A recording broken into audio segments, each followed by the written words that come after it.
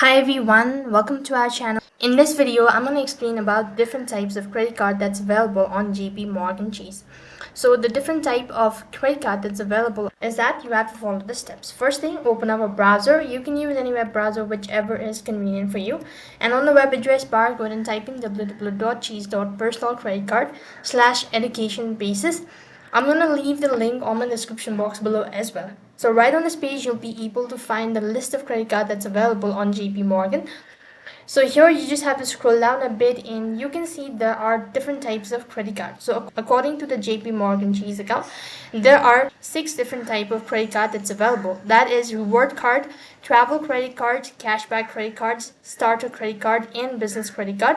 Also, you have a co-branded credit card. So accordingly, you could also go through it and explore all of these link in order to get to know more about it. Now that's it for this video. I hope the video was helpful. Make sure to like, share, and subscribe to our channel. Thank you for watching. See you in the next video.